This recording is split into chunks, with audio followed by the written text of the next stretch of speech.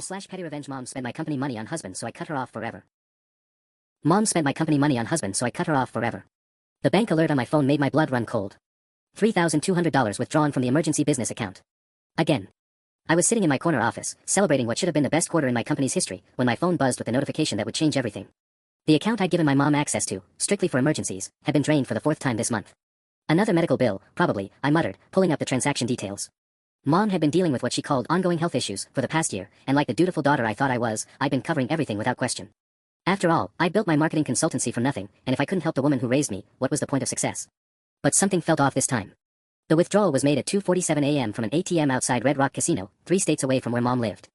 I called her immediately. Sweetheart. Her voice was artificially bright, the same tone she'd used when I was 12 and she'd maxed out the grocery money on scratch-offs. How's my successful businesswoman doing? Mom, I need to ask you about the withdrawal last night. Silence. Then, oh, that. Yes, well. Roger had a family emergency. His sister in Nevada needed surgery, and we had to fly out immediately. Roger. Her husband of 8 months, the guy she'd met at some singles meetup and married before I'd even met him properly. Every conversation lately seemed to circle back to Roger's needs, Roger's problems, Roger's family. $3,000 for a medical emergency. I pressed. At 3 a.m. From a casino ATM. The hospital was nearby, she said quickly. You know how these things work. They needed a deposit immediately. I'd heard variations of this story before. The amounts kept getting bigger, the emergencies more frequent, and somehow they all seemed to involve Roger's family or Roger's car or Roger's this or that. But I'd been so busy scaling my business, so grateful that my mom seemed happy after years of being alone, that I'd pushed down the nagging doubts. Mom, I'm going to need receipts this time. For my business records. Receipts? Her voice cracked slightly. Honey, you know how chaotic these situations are. I'm sure I can find something, but I'll wait. I pulled up my laptop and started scrolling through months of transactions while she fumbled for an explanation. What I saw made my stomach drop through the floor. January, $1,800, emergency car repair for Roger. February, $2,400, urgent home repairs after pipe burst. March, $2,900, mom's medication costs increased. April, $3,200, Roger's sister's surgery. But the ATM locations told a different story. Casinos, luxury shopping centers, even a high-end electronics store. The timestamps showed a pattern of late-night withdrawals, weekend spending sprees, and multiple transactions at gambling establishments. My mother, the woman I'd been supporting with my own blood, sweat, and business success, had been systematically lying to me for months. Mom, I said, my voice deadly calm. I'm looking at 4 months of transactions. Want to explain why your medical emergencies keep happening at casinos and luxury stores? The line went so quiet I thought she'd hung up. Then I heard it, Roger's voice in the background, telling her to just ask for more time to pay back the loan. Loan. She'd been calling my generosity a loan to him.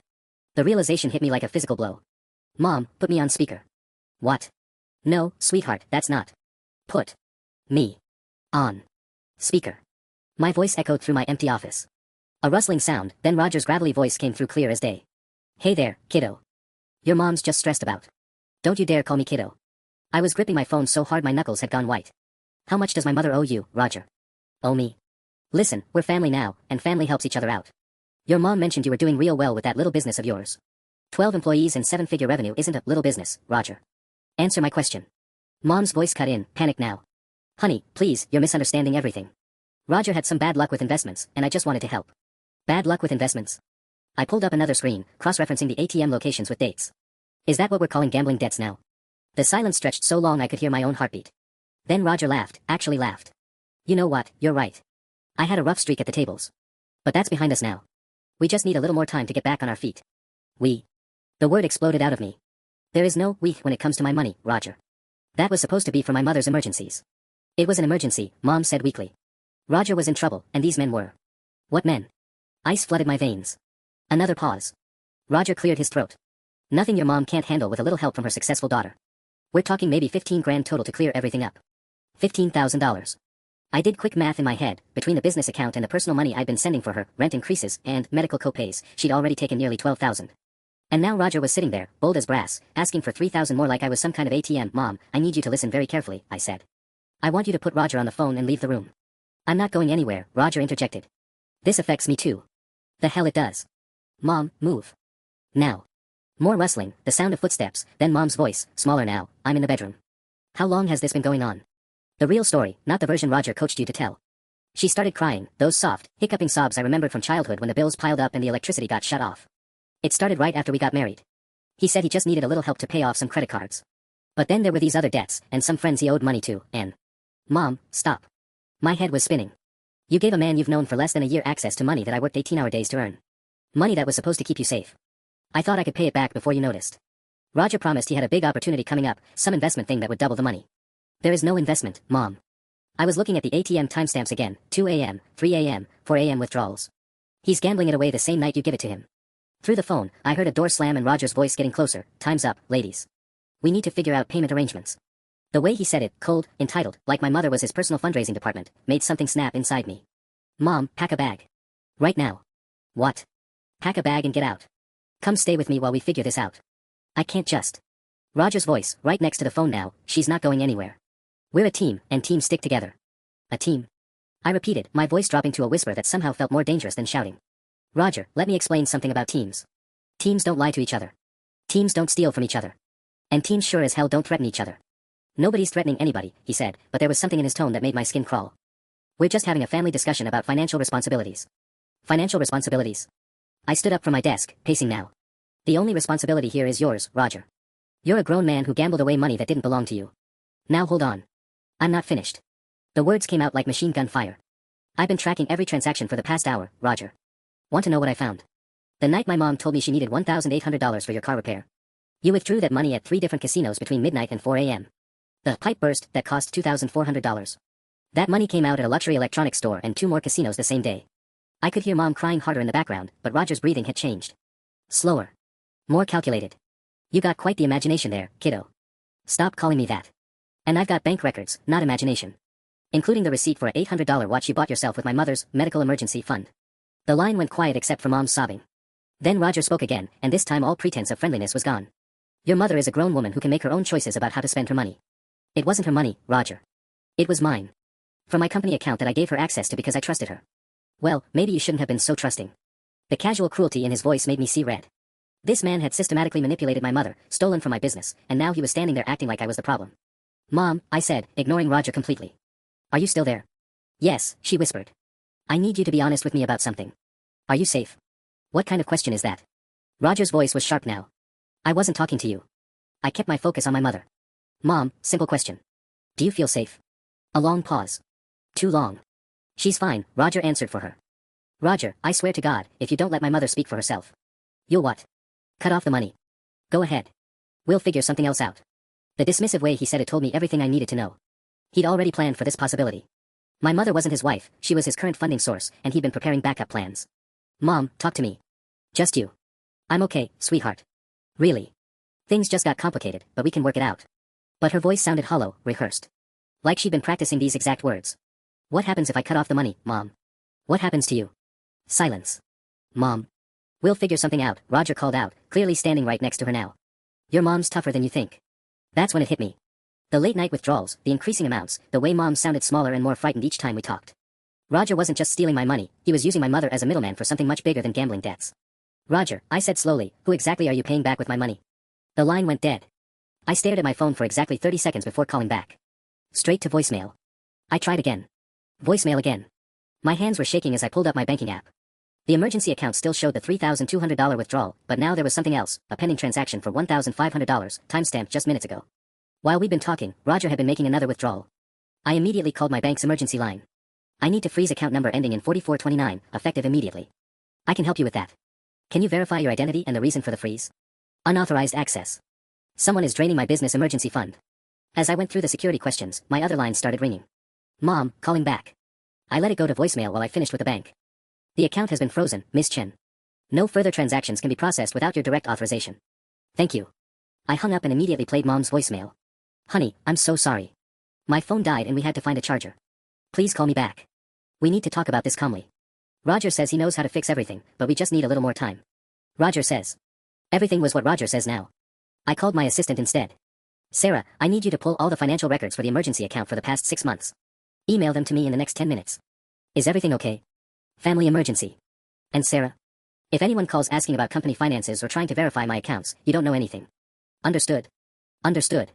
While I waited for the records, I did something I should have done months ago. I googled Roger Martinelli. The first result made my blood freeze. A news article from 2 years ago, local man arrested for elder financial abuse scheme. There was Roger's mugshot, 10 pounds lighter but unmistakably him. The article described how he'd married a 67-year-old widow and systematically drained her retirement accounts to pay off debts to loan sharks. I kept scrolling. More articles, different states, similar patterns. Roger had a type, recently widowed or divorced women over 50 with adult children who had money. The charges never seemed to stick because the victims always refused to testify. My phone rang again. Mom. Where did you meet Roger? I asked without saying hello. What? Honey, why are you? Just answer the question. Where did you meet him? At the grief support group. After your father's anniversary last year. But sweetie, what does that matter now? We need to focus on a grief support group. The pieces clicked into place. Mom, how many other women from that group has Roger stayed friends with? I don't know what you're implying, but how many, Mom? Well, there's Margaret, but she's just a friend. And Susan, but they only talk sometimes. Honey, you're scaring me with these questions. I pulled up the news articles again, cross-referencing dates. Margaret Hawkins, 58, bilked out of $45,000. Susan Chen, no relation, lost her late husband's life insurance payout. Mom, I need you to sit down. I am sitting. Roger has done this before. To other women. I'm looking at news articles right now. That's impossible. You must have the wrong person. 6 feet tall, brown hair, scar on his left hand from a fishing accident. I was reading directly from one of the police reports.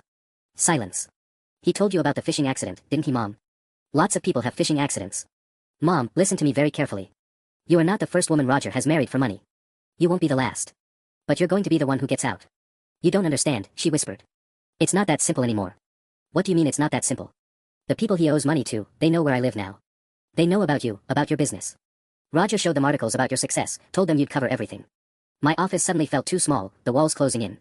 What people, Mom? Who did he show the articles to? I don't know their names. They came to the house last week.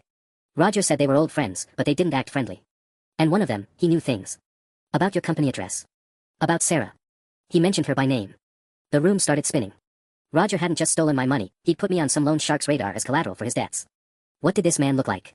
My voice came out steadier than I felt, even though my hands were trembling so hard I could barely hold the phone. Tall, older, maybe 50s.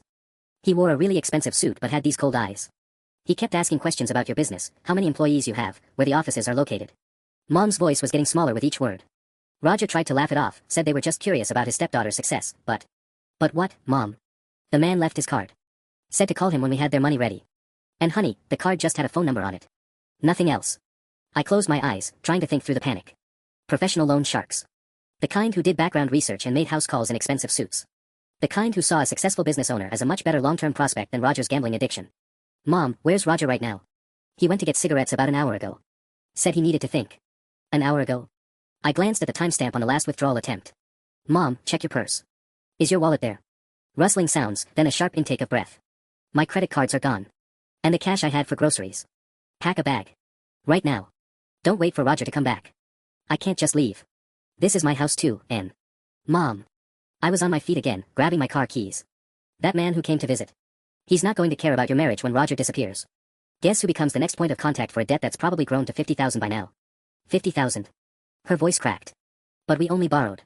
These aren't bank loans, Mom. They charge interest by the week, not the year. Every dollar Roger gambled away has probably tripled by now. I was already in my car, pulling out of the company parking lot. Mom lived 4 hours away, but I could be there by midnight if I drove straight through. I'm coming to get you. No, absolutely not. I won't let you get dragged into this mess.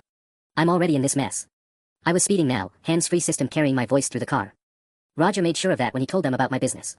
You think they're going to just forget about the successful daughter once you're tapped out? Through the phone, I heard a car door slam outside her house.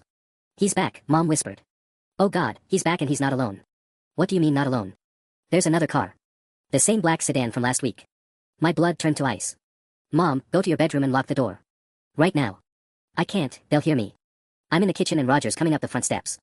I could hear voices through the phone now, Roger's nervous laughter and another man's voice, calm and measured. The kind of calm that was infinitely more terrifying than shouting. Mom, stay on the line but put the phone in your pocket. I need to hear what's happening. I can't. The front door opened. Roger's voice, artificially cheerful, honey, I'm home. And I brought a friend who wants to discuss our payment plan. The other voice, closer now, Mrs. Martinelli, we need to have a conversation about your daughter's business accounts. My heart stopped. They weren't just here about Roger's debts anymore. They'd done their homework on me, probably knew my revenue, my account balances, maybe even my personal address. I don't know anything about business accounts, Mom said, and I was proud of how steady her voice sounded. Of course you do, the man replied smoothly. You've been making regular withdrawals from her emergency fund. Very impressive amounts. Shows she trusts you completely. Roger's nervous laugh again. See, this is what I was telling you about.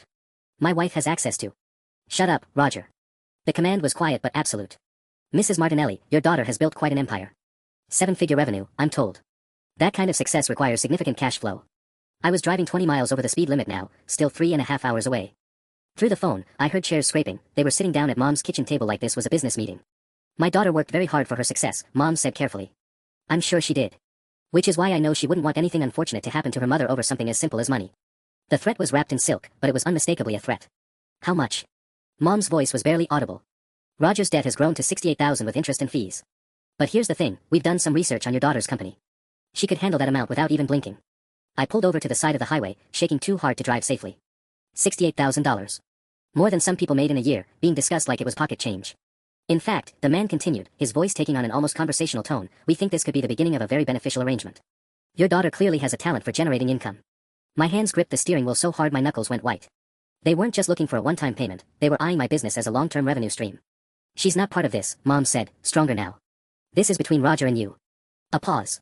Then footsteps, someone walking around the kitchen. Mrs. Martinelli, let me explain how this works. When Roger borrowed money, he put up collateral. Unfortunately, Roger doesn't own anything valuable. But he does have a wife with a very successful daughter. I never agreed to be collateral, Mom's voice shook with anger. Didn't you? The man sounded almost amused. Every time you withdrew money from your daughter's account to pay Roger's debts, you agreed. Every lie you told her about medical bills and car repairs, that was you signing on the dotted line. I could hear Mom crying now, quiet sobs that broke my heart. Roger hadn't just manipulated her into stealing from me, he'd made her complicit in whatever contract he'd signed with these people. Here's what's going to happen, the man continued. You're going to call your daughter and explain that there's been a family emergency. A big one.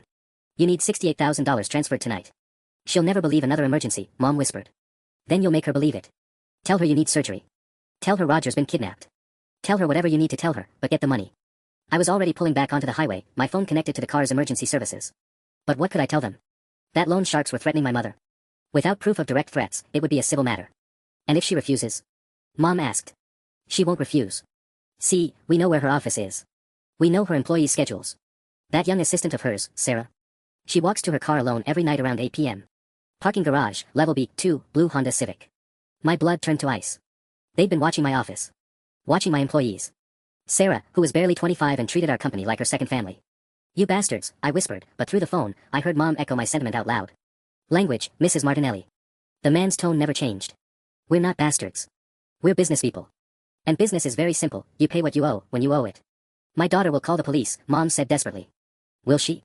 And tell them what, that her mother has been stealing from her company for months. That she gave account access to a gambling addict who borrowed money from private investors. The police will be very interested in that conversation. Roger finally spoke up, his voice pathetic. Look, maybe we can work out a payment plan. Roger, you've had 6 months to work out a payment plan. Every deadline you've missed, every lie you've told, every promise you've broken has cost extra fees.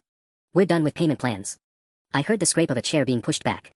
Mrs. Martinelli, you have until tomorrow at 6 p.m. to transfer the full amount to the account number I'm about to give you. If the money isn't there, we'll have to begin collecting assets through other means. What other means? Mom asked. Your daughter's business has 7-figure revenues, but how long do you think that would continue if her employees started having workplace accidents? If her clients started receiving disturbing phone calls? If her office building experienced repeated break-ins? They were threatening to systematically destroy everything I built unless I paid Roger's gambling debts. My company, my employees' livelihoods, my entire life's work, all of it held hostage because I trusted my mother.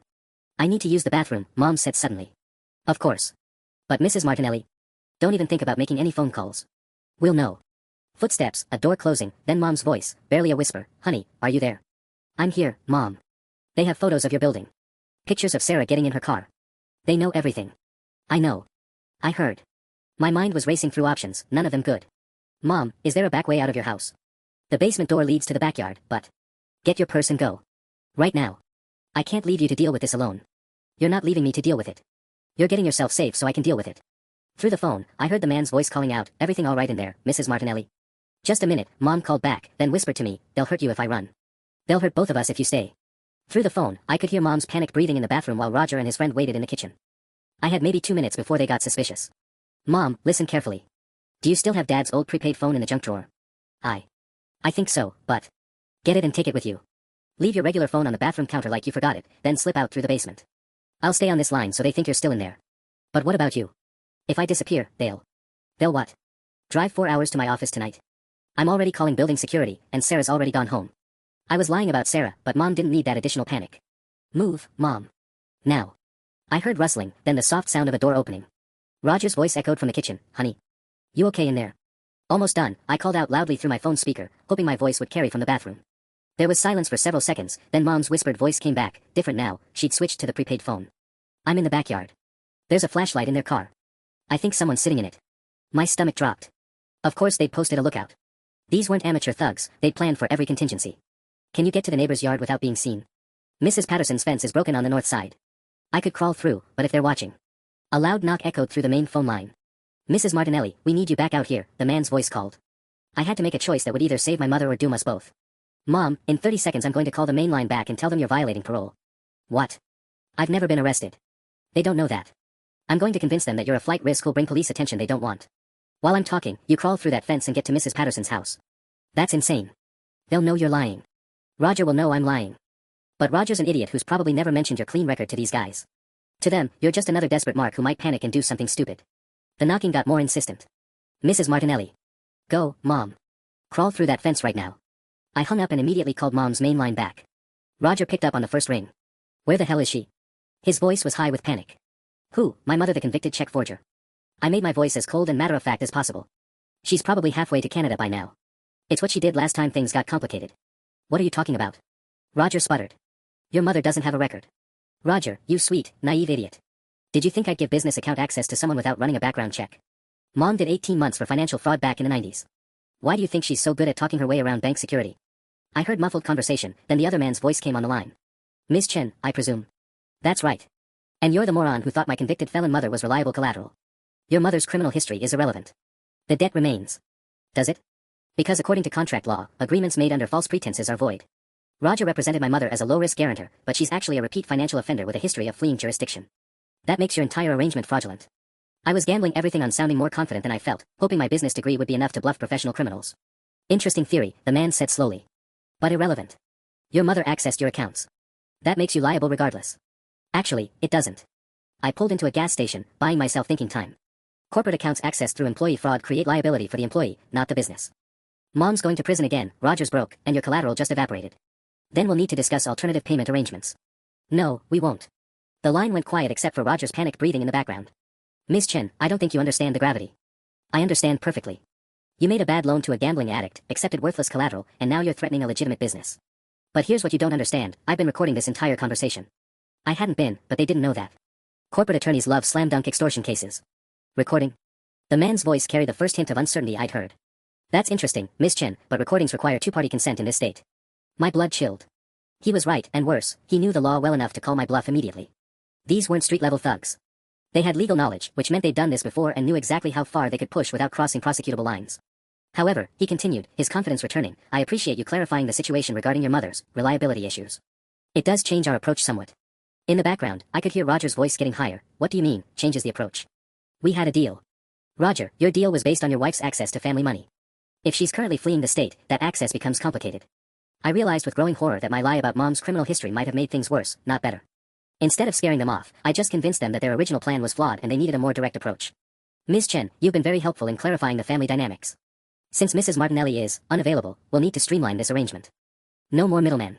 There is no arrangement, I said, but my voice sounded less steady than before. I'm not responsible for Roger's debts. Legally.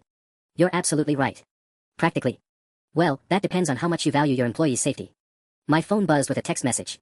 My hands shook as I read it, a photo of Sarah's car in the parking garage, taken tonight. The timestamp showed 9:47 p.m., less than 20 minutes ago.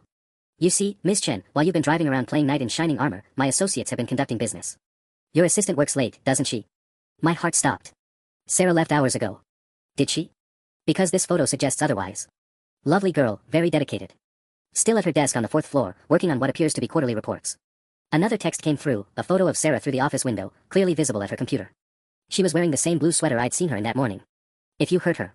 Ms. Chen, please. We're not animals. We're business people. But business sometimes requires leverage. I was already turning my car around, racing back toward the office. What do you want? $68,000, transferred tonight. Your assistant continues working late until we confirm receipt. And if I call the police? Then Sarah has a very unfortunate accident while working alone in an empty building.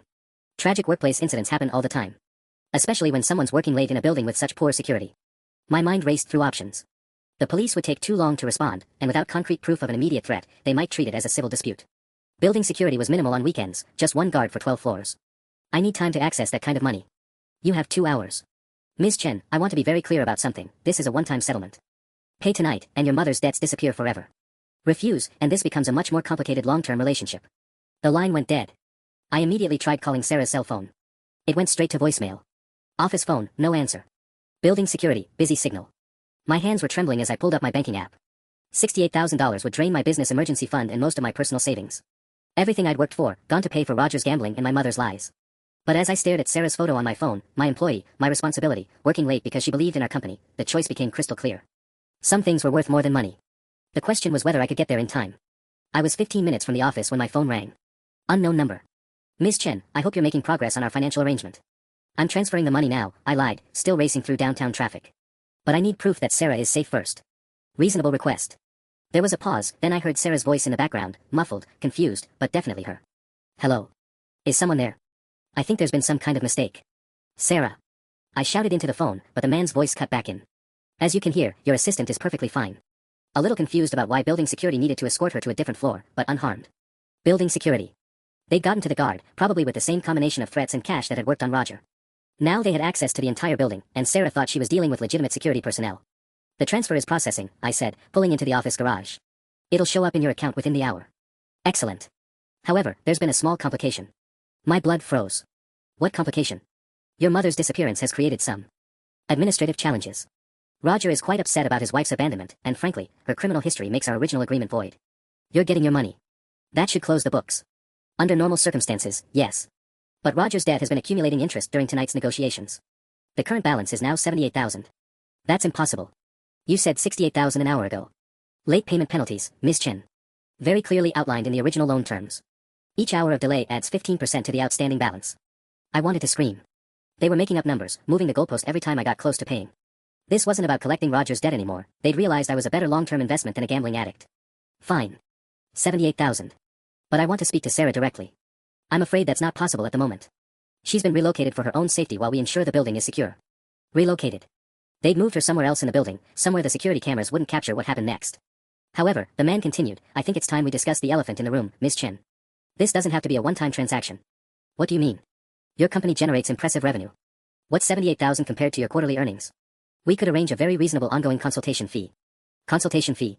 I was in the elevator now, heading to the 4th floor where Sarah's desk was located. Protection services. Making sure your employees feel safe, your clients remain happy, your business operations continue smoothly. Very affordable insurance policy. My stomach dropped. They weren't planning to disappear after tonight's payment. They wanted to turn my business into their personal ATM, with Sarah and my other employees as permanent hostages. How much? I asked, stepping off the elevator into the dark office space. Just $5,000 monthly. Barely noticeable for a company your size. $5,000 a month, forever. $60,000 a year to fund whatever Roger's next brilliant scheme would be. And the moment I missed a payment or tried to back out, my employees would pay the price. I crept through the dark office toward Sarah's desk. Her computer was still on, quarterly reports scattered across her workspace, but her chair was empty. Her purse was still there, car keys sitting next to her coffee mug. I need to think about the ongoing arrangement, I said, buying time while I looked for clues about where they'd taken her. Of course. But Ms. Chen. The $78,000 is due in 90 minutes regardless of your decision about our future partnership. The insurance policy is optional. Tonight's payment is not. The line went dead, and I was alone in my dark office, staring at Sarah's abandoned desk, knowing that everything I'd built was about to crumble around me. Unless I could find another way out. I stood in the empty office, my mind racing through increasingly desperate options. Then I noticed something that made my heart skip. Sarah's computer screen was still displaying her quarterly reports, but there was another window open behind it. Our company's security management portal. Sarah had been trying to access the building's camera system. I quickly clicked through to the live feeds, scanning each floor. Most cameras showed empty hallways and dark offices, but on the second floor, there. A figure in a security uniform standing outside the conference room. He kept checking his phone and looking nervous. Not our regular security guard. This guy was younger, wrong build entirely. I switched to the stairwell cameras and saw what made my blood run cold. 2 men in suits posted at different exit points. They'd locked down the entire building. My phone buzzed with another text, transfer confirmation needed in 73 minutes. But now I had something they didn't know I had, eyes on their operation. I opened my laptop and pulled up our employee emergency contact system. Sarah wasn't the only one working late tonight. The timestamp on her reports showed she'd been collaborating with Marcus from IT on server maintenance. If he was still logged in remotely, he might see the messages I was about to send. I typed quickly, code red. Building compromised. Sarah taken by unauthorized personnel. Do not call police yet, need digital evidence first. If you see this, document everything through security feeds and prepare backup systems. Within seconds, my computer pinged with a response, holy shit. I'm seeing the feeds now. Counting 4 hostile personnel. Recording everything. Sarah's phone is still connected to building Wi-Fi, tracking to conference room B. Marcus was a 26-year-old tech genius who treated our company network like his personal playground. If anyone could help me navigate this nightmare, it was him. Another message popped up, they cut the landlines but missed the backup internet. I can control building systems remotely. Elevators, locks, even the sprinkler system if needed. I felt the first spark of hope I'd had all night. They'd planned for phone calls to police and expected me to panic and pay immediately. They hadn't counted on IT staff who could turn a building's infrastructure into a weapon. Can you isolate them? I typed back. Working on it. But there's something else you need to know. I hacked their burner phone GPS about 20 minutes ago. They've got a vehicle posted outside with 2 more guys. This isn't just building security, it's a full operation. 6 people total. This was way beyond collecting gambling debts. They'd invested serious manpower in tonight's operation, which meant they were planning something much bigger than a one-time payment. My phone rang again. Same number. Ms. Chen, I hope you're making progress on that transfer. I'm working on it, I said, while typing instructions to Marcus. But my bank has security protocols for large transfers. They need verification. You have 1 hour and 8 minutes. I suggest you verify quickly. Actually, I've been thinking about your insurance proposal. The monthly payments. How would that work exactly? I needed to keep him talking while Marcus worked his magic with the building systems. Very simple arrangement. 5,000 monthly, transferred on the 1st of each month. In exchange, we ensure your business experiences no complications. And what happens if I decide I don't need insurance anymore? A pause. Ms. Chen, successful businesses always need insurance. It's not the type of policy you cancel. While he spoke, my computer screen filled with Marcus's messages. Found her. Conference room B2, basement level. 1 guard outside, Sarah's inside but door is locked electronically. I can open it remotely but need a distraction. I took a deep breath, knowing I was about to gamble everything on a 26-year-old's hacking skills and my own ability to stay calm under pressure. You know what? I said into the phone. I think you're right about the insurance. Let's discuss terms in person. I'm in my office right now, 4th floor. Why don't you come up and we can finalize both the transfer and the ongoing arrangement? Ms. Chen, that's not how this works. It's how it works if you want access to my business accounts long-term. I'm not signing up for monthly payments without meeting my insurance provider face-to-face. Another pause, longer this time. Then, stay where you are. Someone will be up to discuss terms. The line went dead, and I immediately started typing to Marcus, one hostile coming to 4th floor. Others distracted. Execute whatever plan you have now. His response was immediate, game time. Hope you're ready for some chaos. Every light in the building suddenly went out. The emergency lighting kicked in 30 seconds later, casting everything in an eerie red glow. My phone immediately buzzed with Marcus's message, backup power engaged. I've got control of elevators and electronic locks. Moving to phase 2. Through the office windows, I could see car headlights turning on in the parking lot below. The guys outside were getting nervous about the power outage, probably trying to figure out if it was part of some larger plan. My phone rang again. The man's voice was tight with controlled anger. Ms. Chen, if you're playing games. Playing games? I kept my voice steady while crouching behind Sarah's desk. I'm sitting in a dark office building trying to transfer $78,000 through a banking app that needs Wi-Fi. Your power outage just made everything 10 times harder. We didn't cut the power. Then who did? The power company doesn't usually kill electricity to entire downtown blocks at 11 p.m. I was lying, hoping he'd think the outage was citywide rather than building-specific. Through the red emergency lighting, I could see a figure moving up the main stairwell toward the 4th floor. Check the basement level, the man barked to someone else. Make sure the girl is secure. Perfect. Marcus's plan was working exactly as intended, creating enough chaos to divide their attention. My computer pinged with a new message, basement guard is distracted trying to radio his buddies. Opening conference room door in 3, 2, 1. Even 4 floors up, I heard it, the sound of Sarah's voice echoing through the building's ventilation system as she found the unlocked door. Help. Someone help me. I'm in the basement. The figure on the stairwell started moving faster, taking steps 2 at a time.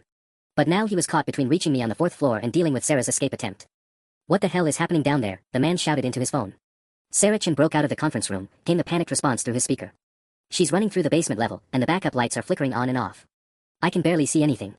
Marcus was clearly having fun with the light controls. Forget the girl for now. Secure the primary target on 4. My blood chilled. I was the primary target now, not Sarah. Which meant Sarah had a chance to escape, but I was about to have a very dangerous conversation with someone who was rapidly losing patience. The stairwell door burst open, and I could see the silhouette of a large man moving through the red-lit hallway toward the main office area. He had something in his hand, too small to be a gun, probably a phone or radio. My computer screen lit up with Marcus's latest update. Sarah's heading for the loading dock exit. I've unlocked it remotely. But the guys in the parking lot are moving toward the building. ETA 3 minutes before they're inside. 3 minutes. I needed to buy Sarah 3 more minutes to get clear, and somehow avoid getting trapped myself by an increasingly angry loan shark who was realizing his carefully planned operation was falling apart. Miss Chen. The man's voice echoed through the dark office. Let's have that face-to-face conversation you wanted. I could hear him moving between cubicles, checking each row methodically. Professional, patient, but definitely getting closer to my hiding spot behind Sarah's desk. I'm here, I called out, my voice steadier than I felt. But I have to say, your insurance policy is off to a terrible start. Is this the kind of protection I can expect for $5,000 a month? His footsteps stopped. Then I heard something that chilled me to the bone, quiet laughter. You're either very brave or very stupid, Ms. Chen. I'm looking forward to finding out which. His voice was getting closer, moving systematically through the cubicles like he had all the time in the world. The emergency lighting cast shifting shadows that made every corner look like it could be hiding a threat. You know what I find interesting, Ms. Chen? His tone was conversational, almost friendly. Most people in your situation would have just paid the money quietly. But you've turned this into quite the production. I stayed crouched behind Sarah's desk, watching his shadow move across the far wall. My computer screen showed Marcus's latest message, Sarah cleared the building. Two vehicles moving to intercept her in parking lot, but she's heading for the subway entrance across the street. Think she'll make it. One problem solved. But my situation was getting worse by the second. The thing about people who think they're cleverer than everyone else, the man continued, his footsteps echoing in the empty space, is that they usually outsmart themselves. My phone buzzed with a text from an unknown number, building surrounded. Your IT friend can play with lights all he wants, but we've got every exit covered now. Time to stop playing games. Marcus had been monitoring their communications, but apparently they'd figured out our digital advantage and switched to encrypted channels. The playing field was evening out, and not in my favor. You're right, I called out, slowly standing up from behind the desk. This was stupid. Let's just finish the transfer and call it a night. Oh, we're well past that point now. His silhouette appeared at the end of Sarah's row, backlit by the red emergency lighting. Your little escape stunt with the assistant has created complications. What kind of complications? The kind where we can't just take our money and disappear. Too many people involved now. Too many loose ends. I felt ice forming in my stomach. Sarah might have escaped the building, but that didn't mean she was safe. And my brilliant plan to create chaos had apparently just convinced these people that a simple financial transaction wasn't going to be enough anymore. So what happens now? I asked, trying to keep my voice steady. Now we discuss a more permanent arrangement. He was close enough that I could see his face in the dim lighting, older, professional looking, with the kind of calm expression that was infinitely more terrifying than anger. Your business has potential we hadn't fully considered. My computer pinged with another message from Marcus, bad news. They've got 3 more vehicles converging on the building. This isn't just about money anymore, they're treating this like a hostile takeover. Hostile takeover? I said aloud before I could stop myself. The man smiled, a cold expression that didn't reach his eyes. Smart girl. Yes, we've been researching your company more thoroughly during tonight's negotiations. Impressive client list, solid revenue streams, excellent growth potential. You can't just steal a business. Can't we? Roger's debt was just the introduction, Ms. Chen. A way to establish contact and evaluate the opportunity. But your company represents something much more valuable than gambling money. He pulled out his phone, showing me a screen filled with financial data, my company's revenue reports, client contracts, even employee salary information. They'd done a complete corporate intelligence operation. 7 employees with specialized skills, 23 active clients, projected annual growth of 30%. Very impressive for a 5-year-old company. My hands were shaking as the full scope of their plan became clear. This wasn't about collecting $78,000. They'd identified my business as a target for corporate extortion, possibly outright theft. The beauty of it, he continued, is that everything stays completely legal. You continue running day-to-day operations, we provide silent partnership services. Very common arrangement in the business world. Silent partnership services. Ongoing consultation fees, regular auditing of accounts, strategic guidance on major decisions. Your employees never need to know about the arrangement. Translation, permanent extortion disguised as business consulting, with my company becoming their personal money laundering operation. Marcus's latest message confirmed my worst fears. They're not just surrounding the building, they're setting up for extended occupation. This looks like they're planning to stay until morning. The emergency lighting flickered again, and in that brief moment of darkness, I heard Marcus's voice coming through the building's PA system. He'd hacked into the announcement speakers. Attention unauthorized personnel. This building is now under active surveillance by federal authorities. You have 60 seconds to evacuate before law enforcement arrives. It was a bluff, but a brilliant one. The man in front of me immediately grabbed his radio, barking orders to his team outside. Status report. Are we showing any federal vehicles in the area? Static, then a nervous voice, negative on visual confirmation, but we're picking up increased radio chatter on police frequencies. Marcus was apparently spoofing emergency communications too. The kid was either a genius or completely insane. Sir, another voice crackled through, the girl who escaped, she made it to the subway station. But there's something else. She's not alone anymore. Looks like she called someone. My heart jumped. Sarah had gotten help. But who could she have called at midnight on a Saturday? How many people, the man demanded. Unknown. We lost visual when they went underground, but there were definitely multiple figures moving toward the building in trance. The man's professional calm was finally cracking.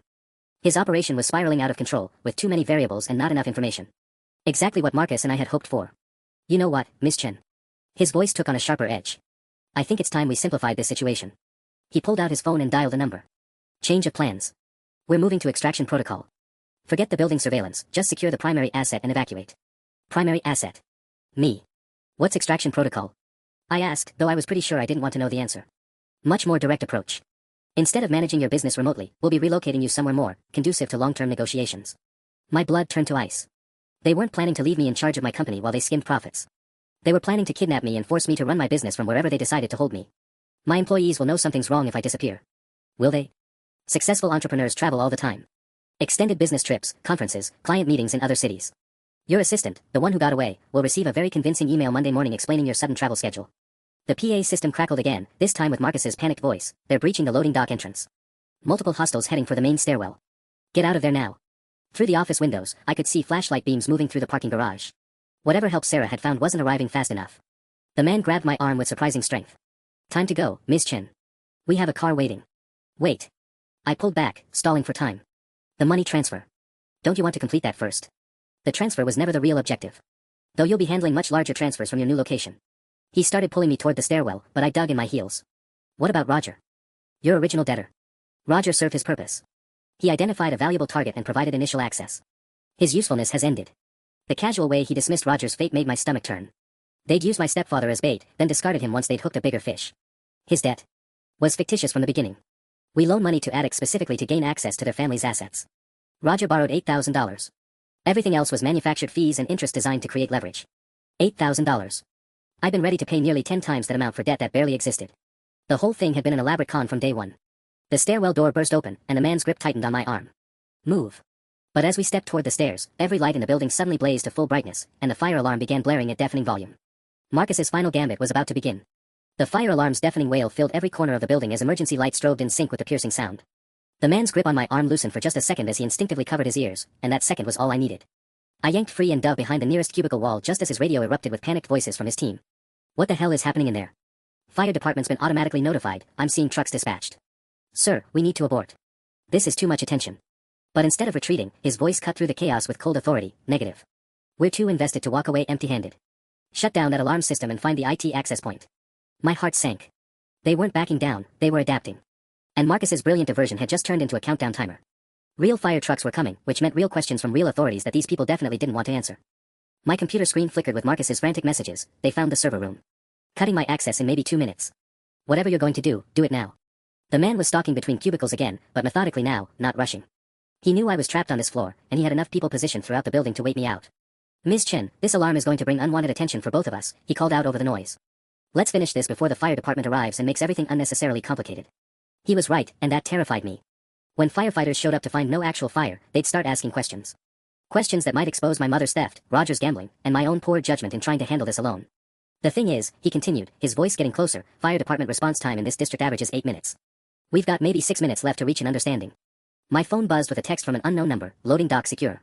Target's vehicle ready for transport. Awaiting package. Package. They were talking about me like cargo to be delivered. I was crouched behind a filing cabinet when I heard the stairwell door open again. More footsteps, at least 2 additional people had joined the hunt. The professional calm was gone now, replaced by urgent efficiency. They were moving to end this quickly. Sir, a new voice called out, building security systems are back under local control. No more remote access. Marcus had been cut off. I was truly alone now, trapped on the 4th floor with multiple hostile personnel and emergency responders en route who might create more problems than they solved. The fire alarm suddenly cut off, leaving my ears ringing in the abrupt silence. Emergency lighting continued to strobe, but the building felt eerily quiet after the deafening noise. Much better, the original man said. Now we can have a civilized conversation. I could hear them positioning themselves at different points around the office floor, one by the main stairwell, one near the emergency exit, and the leader somewhere in the maze of cubicles between me and any possible escape route. Ms. Chen, I want you to think very carefully about your next decision, his voice echoed through the empty space. In approximately 4 minutes, this building will be full of firefighters asking questions about false alarms and building security. Questions that will inevitably lead to investigations of your business finances. He was right, and he knew it. Any official investigation would expose the missing money from my accounts, my mother's access to company funds, and months of fraudulent transactions. Even if these people disappeared tonight, I'd still face potential charges for financial misconduct. However, he continued, if you come with us voluntarily, none of this ever happened. No missing persons report, no police investigation, no business scandal. Just a successful entrepreneur who decided to relocate her operations to a more private setting. The strobe lights cast moving shadows that made every corner look threatening. I was running out of time, options, and allies. Marcus was offline, Sarah was somewhere hopefully safe, and help was still minutes away. My phone buzzed one final time with a message that made my blood freeze, package delivery in 60 seconds, with or without cooperation. They were done negotiating.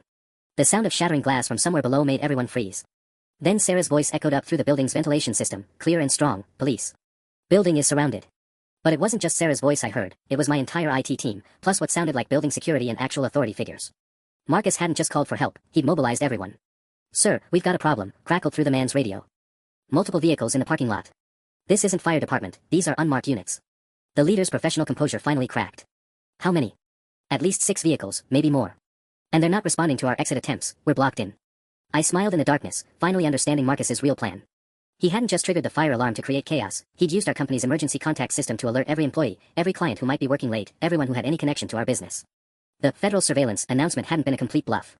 You see, I called out, standing up from my hiding spot with newfound confidence, the thing about running a successful business is that you build relationships. Real ones.